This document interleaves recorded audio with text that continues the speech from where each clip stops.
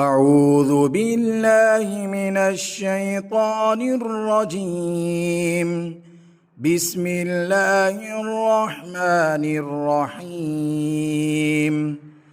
الحمد لله الذي أنزل على عبده الكتاب ولم يجعل له عوجا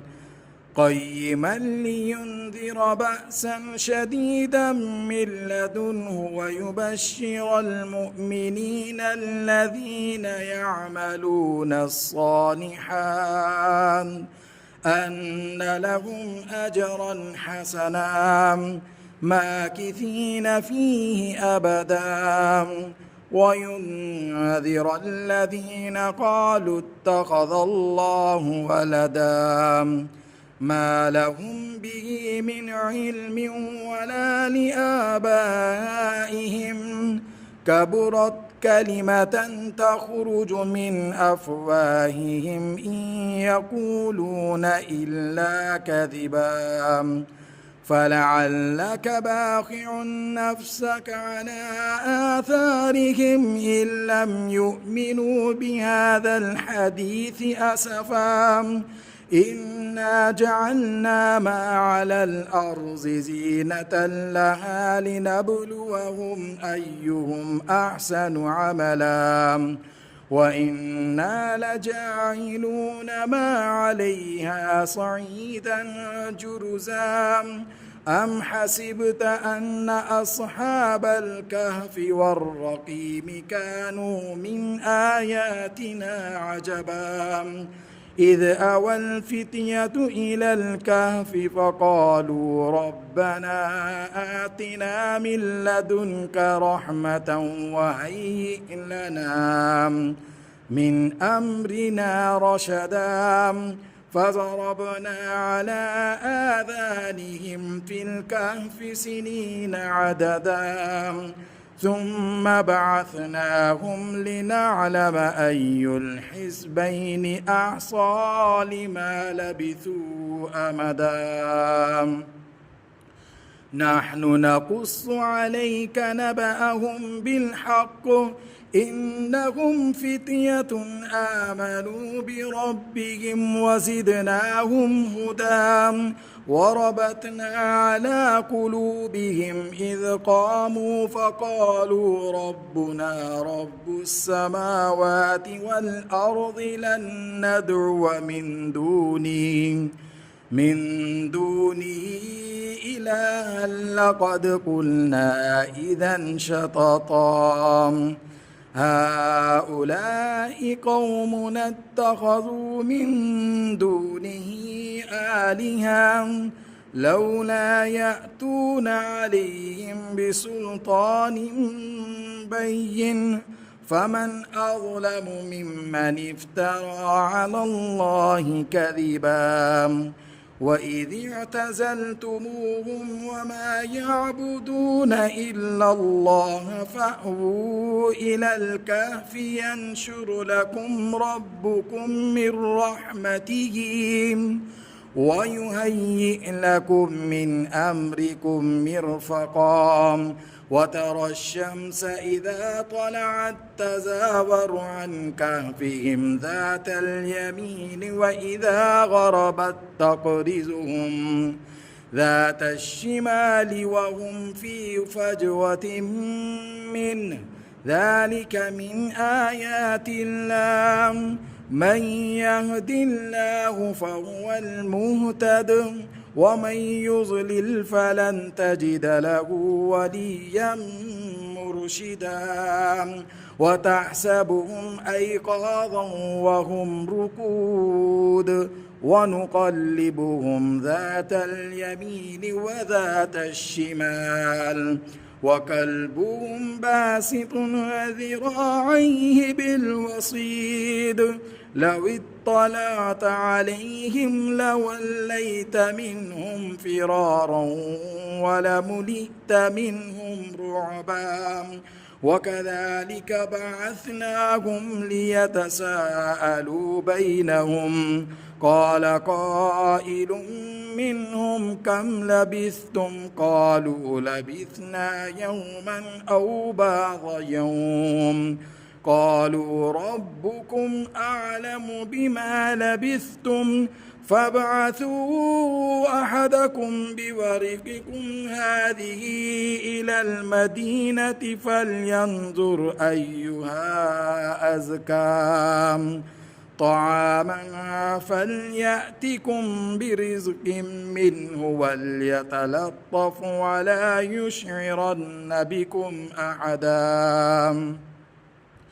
إنهم إن يظهروا عليكم يرجموكم أو يعيدوكم في ملتهم ولن تفلحوا إذا أبدا وكذلك أعثرنا عليهم ليعلموا أن وعد الله حق وأن الساعة لا ريب فيها إذ يتنازعون بينهم أمرهم فقالوا بنوا عليهم بنيانا ربهم أعلم بهم قال الذين غلبوا على أمرهم لنتخذن عليهم مسجدا سيقولون ثلاثة رابعهم كلبهم ويقولون خمسة سادسهم كلبهم رجما بالغيب ويقولون سبعة وثامنهم كلبهم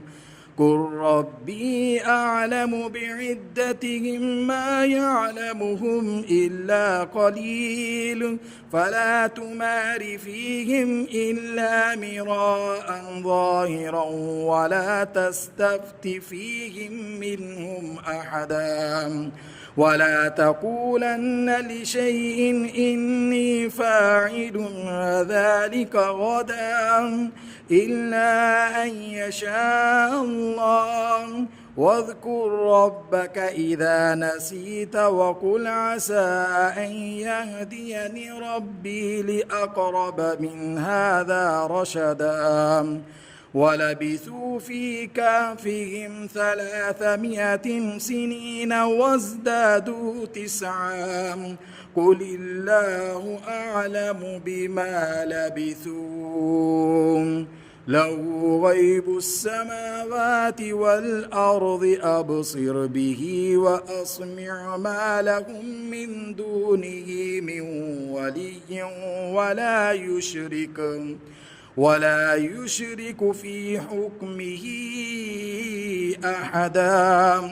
واتل ما أوحي إليك من كتاب ربك لا مبدل لكلماته ولن تجد من دونه ملتحدا واصبر نفسك مع الذين يدعون ربهم بالغداة والعشي يريدون وجهه ولا تعد عيناك عنهم تريد زينة الحياة الدنيا ولا تطع من أغفلنا قلبه عن ذكرنا واتبع هواه وكان أمره فرطا وقل الحق من ربكم فمن شاء فليؤمن ومن شاء فليكفر إنا أعتدنا للظالمين نارا أحاط بهم سرادقها وإن يستغيثوا يغاثوا بماء كالمهل يشوي الوجوه بئس الشراب وساءت مرتفقا إن الذين آمنوا وعملوا الصالحات إنا لا نضيع أجر من أحسن عملا أولئك لهم جنات عدن تجري من تحتهم الأنهار يحلون فيها من أساور من ذهب ويلبسون ثيابا خضرا من سندس واستبرق متكئين فيها على الأرائك نعم الثواب وحسنت مرتفقا واضرب لهم مثل الرجلين جعلنا لأحدهما جنتين من أعناب وحففناهما بنخل وجعلنا بينهما زرعا كلتا الجنتين آتت أكلها ولم تظلم منه شيئا وفجرنا خلالهما نهرا وكان له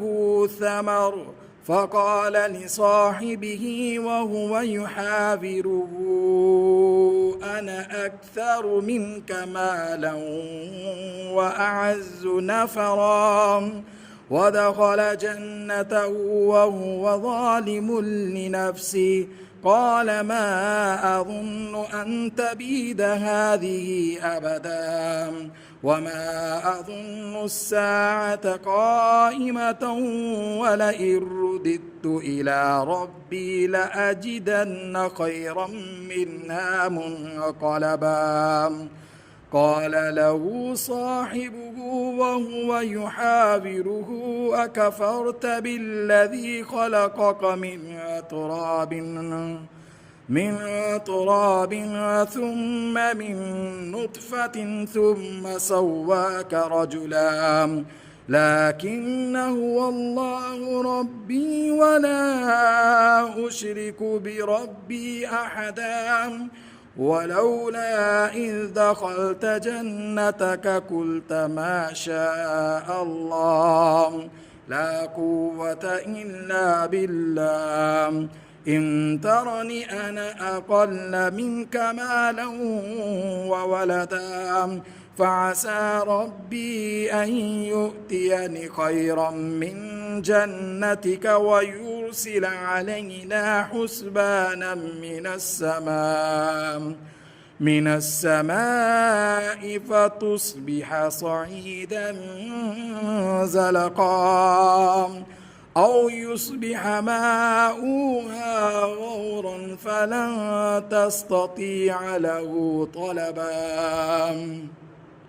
وأحيط بثمره فأصبح يقلب كفيه على ما أنفق فيها وهي خاوية على عروشها ويقول يا ليتني لم أشرك بربي أحدا ولم تكن له فئة ينصرونه من دون الله وما كان منتصرا هنالك الولاية لله الحق هو خير ثوابا وخير عقبا واضرب لهم مثل الحياة الدنيا كماء أنزلناه من السماء فاختلط به نبات الأرض فأصبح هشيما تذروه الرياح وكان الله على كل شيء مقتدرا المال والبنون زينة الحياة الدنيا والباقيات الصالحات خير عند ربك ثوابا وخير أملا ويوم نسير الجبال وترى الأرض بارزة وحشرناهم فلم نغادر منهم أحدا وعرضوا على ربك صفا لقد جئتمونا كما خلقناكم أول مرة بل زعمتم أن لن نجعل لكم موعدا ووضع الكتاب فترى المجرمين مشفقين مما فيه ويقولون يا ويلتنا ما لهذا الكتاب لا يغادر صغيرة ولا كبيرة إلا أحصاها ووجدوا ما عملوا حاضرا ولا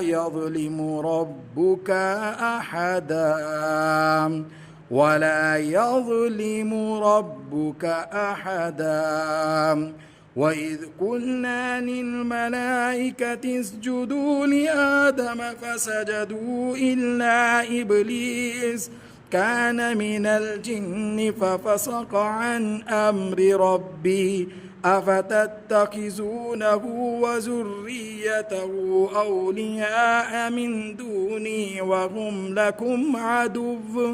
بئس للظالمين بدلا ما أشهدتهم خلق السماوات والأرض ولا خلق أنفسهم وما كنت متخذ المضلين عضدا ويوم يقول نادوا شركائي الذين زعمتم فدعوهم فلم يستجيبوا لهم وجعلنا بينهم موبقا ورأى المجرمون النار فظنوا أنهم واقعوها ولم يجدوا عنها مصرفا ولقد صرفنا في هذا القرآن للناس من كل مثل وكان الإنسان أكثر شيء جدلا وما منع الناس أن يؤمنوا إذ جاءهم الهدى ويستغفروا ربهم إلا أن تأتيهم سنة الأولين أو يأتيهم العذاب قبلا وما نرسل المرسلين إلا مبشرين ومنذرين ويجادل الذين كفروا بالباطل ليدحضوا به الحق واتخذوا آياتي وما أنذروا هزوا ومن أظلم ممن ذكر بآيات ربه فأعرض عنها ونسي ما قدمت يداه إنا جعلنا على قلوبهم أكنة أن يفقهوه وفي آذانهم وقرا وإن تدعوهم إلى الهدى فلن يهتدوا إذا أبدا وربك الغفور ذو الرحمة لو يؤاخذهم بما كسبوا لعجل لهم العذاب بل لهم موعد لن يجدوا من دونه موئلا وتلك القرى أهلكناهم لما ظلموا وجعلنا لمهلكهم موعدا وإذ قال موسى لفتاه لا أبرح حتى أبلغ مجمع البحرين أو أمضي حقبا فلما بلغا مجمع بينهما نسيا حوتهما فاتخذ سبيله في البحر سربا فلما جاوزا قال لفتاه آتنا غداءنا لقد لقينا من سفرنا هذا نصبا قال أرأيت إذ أوينا إلى الصخرة فإني نسيت الحوت وما أنسانيه إلا الشيطان أن أذكره واتخذ سبيله في البحر عجبا قال ذلك ما كنا نبغي فارتد على آثارهما قصصا فوجدا عبدا من عبادنا آتيناه رحمة من عندنا وعلمناه من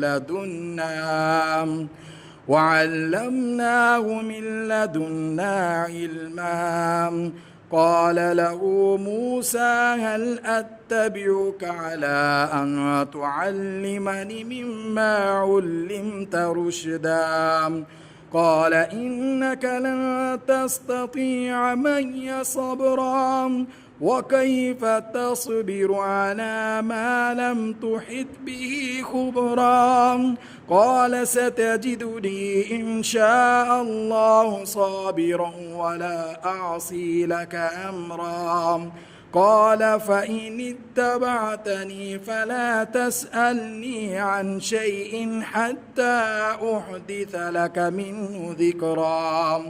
فانطلقا حتى إذا ركبا في السفينة غرقها قال أخرقتها لتغرق أهلها لقد جئت شيئا إمرا قال ألم أقل إنك لن تستطيع معي صبرا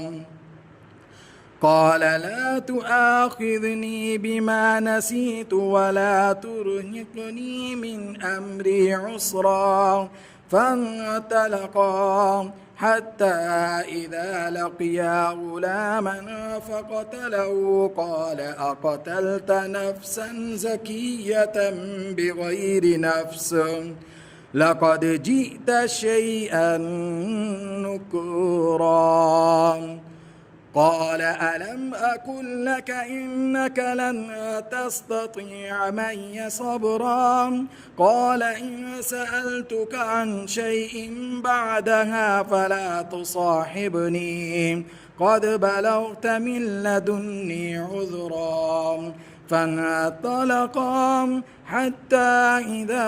أتيا أهل قرية استطعما أهلها فأبوا أن يضيفوهما فوجدا فيها جدارا يريد أن ينقض فأقاما قال لو شئت لاتخذت عليه أجرا قال هذا فراق بيني وبينك سأنبئك بتأويل ما لم تستطع عليه صبرا أما السفينة فكانت لمساكين يعملون في البحر فأردت أن أعيبها وكان وراءهم ملك يأخذ كل سفينة غصبا وأما الغلام فكان أبواه مؤمنين فخشينا أن يرهقهما طغيانا وكفرا فأردنا أن يبدلهما ربهما خيرا منه زكاة وأقرب رحما وأما الجدار فكان لغلامين يتيمين في المدينة وكان تحته كنز لهما وكان أبوهما صالحا فأراد ربك أن يبلغا أشدهما ويستخرجا كنزهما رحمة من ربك وما فعلته عن أمري ذلك تأويل ما لم تستطع عليه صبرا ويسألونك عن ذي القرنين قل سأتلو عليكم منه ذكرا إنا مكنا له في الأرض وآتيناه من كل شيء سببا فأتبع سببا حتى إذا بلغ مغرب الشمس وجدها تغرب في عين حمئة ووجد عندها قوما قلنا يا ذا القرنين إما أن تعذب وإما أن تتخذ فيهم حسنا قال أما من ظلم فسوف نعذبه ثم يرد إلى ربه فيعذبه عذابا نكرا وأما من آمن وعمل صالحا فله جزاء الحسنى وسنقول له من أمرنا يسرا ثم أتبع سببا حتى إذا بلغ مطلع الشمس وجدها تطلع على قوم لم نجعل لهم من دونها سترا كذلك وقد أحطنا بما لديه خبرا ثم أتبع سببا حتى إذا بلغ بين السدين وجد من دونهما قوما لا يكادون يفقهون قولا قالوا يا ذا القرنين إن يأجوج ومأجوج مفسدون في الأرض فهل نجعل لك خرجا على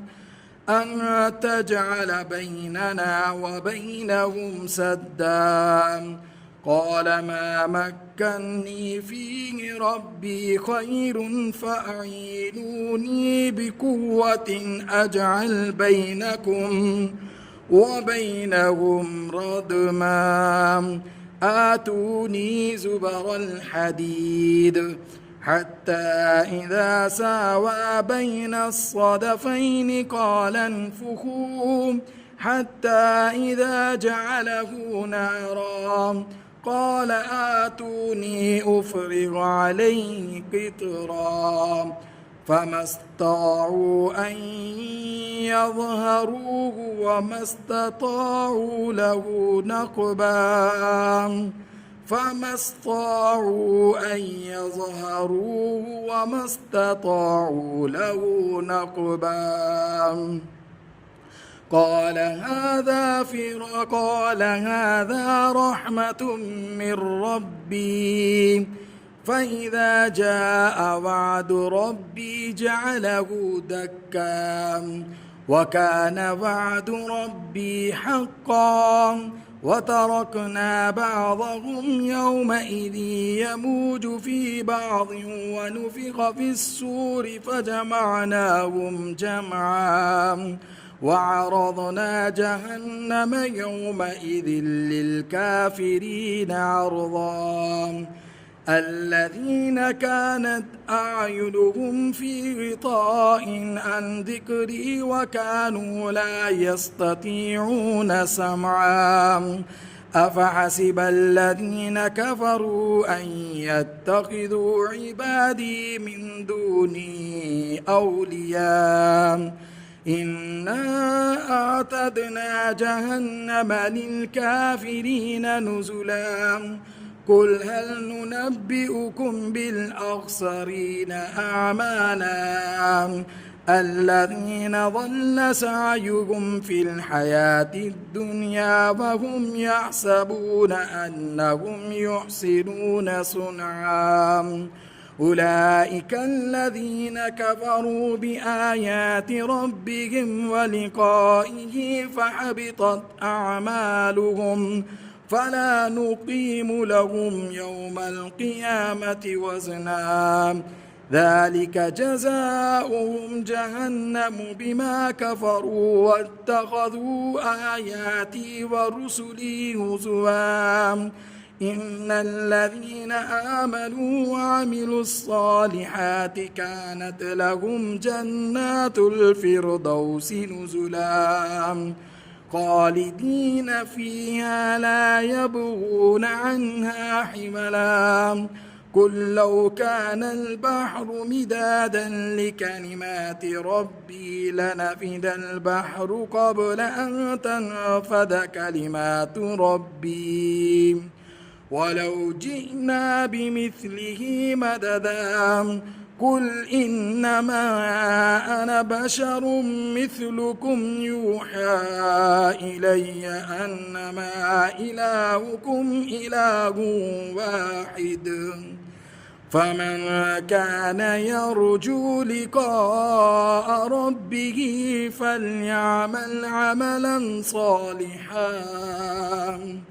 صالحا ولا يشرك بعبادة ربه أحدا.